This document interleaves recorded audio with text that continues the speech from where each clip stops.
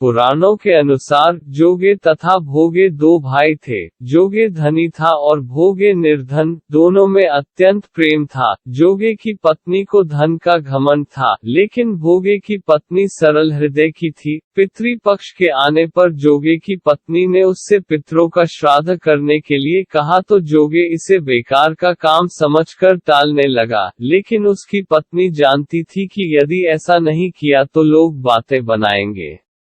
साथ ही उसे अपने मायके वालों को दावत पर बुलाने और अपनी अमीरी दिखाने का यह सही अवसर लगा। अंत में वो बोली, आप मेरी परेशानी की वजह से ऐसा कह रहे हैं, तो मैं सहायता के लिए भोगे की पत्नी को बुला लूंगी, दोनों मिलकर सारा काम कर लेंगे। फिर उसने जोगे को अपने मायके न्योता देने के लिए भेजा। दूसरे दिन उसके बुलाने पर सुबह सवेरे ही भोगे की पत्नी आकर काम में लग गई। उसने भोजन तैयार किया, अनेक तरह के पकवान बनाए, फिर सभी काम खत्म कर अपने घर आ गई। उसे भी अपने घर पर पितरों का श्राद्ध तर्पण करना था।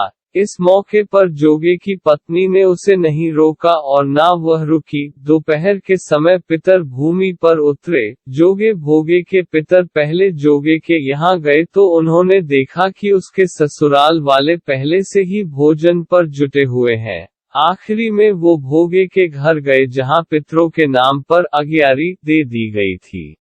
पितरों ने अग्यारी की राख चाटी और भूखे ही नदी के तट पर पहुंच गए। थोड़ी देर में सभी पितर एकत्र हुए और अपने अपने यहाँ के श्राद्धों की तारीफें करने लगे। जोगे भोगे के पितरों ने अपनी आप बीती कही। फिर वो सोचने लगे, यदि भोगे समर्थ होता तो उन्हें भूखा नहीं रहना पड़ता, लेकिन भोगे के घर में तो 2 वक्त की रोटी भी खाने को नहीं थी। यही सब सोचकर उन्हें भोगे पर दया आ गई। अचानक वो खुशी में चिल्लाने लगे कि भोगे के घर धन हो जाए, भोगे भी धनवान हो जाए। शाम हो गई थी और भोगे के बच्चों भी भूखे थे। उन्होंने अपनी माँ से कहा, भूख लगी है। तब उन्हें टालने के लिए भोगे की पत्नी ने कहा, जाओ, आंगन में हौई औधी रखी है, जाओ उसे खोल लो और जो भी मिले बांट कर खा लेना। बच्चे वहां जाते हैं तो देखते हैं कि हौई मोहरों से भरी पड़ी है। वे दौड़े कर माँ के पास पहुँचे और सारी बातें बताईं। भोगे की पत्नी ने यह सब देखा तो वह भी हैरान हो गई। अब भोगे भी धनवान हो गया। धन पाकर वह घमंडी नहीं हुआ। अगले साल का पितृपक्ष आया। भोगे की पत्नी ने श्राद्ध के दिन 56 प्रकार के भोग बनाए।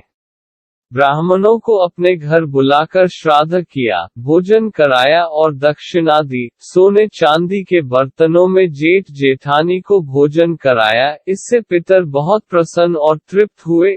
इससे पता चलता है कि पितृ हमेशा अपने स्वजनों के साथ होते हैं, सदैव उनका भला सोचते हैं।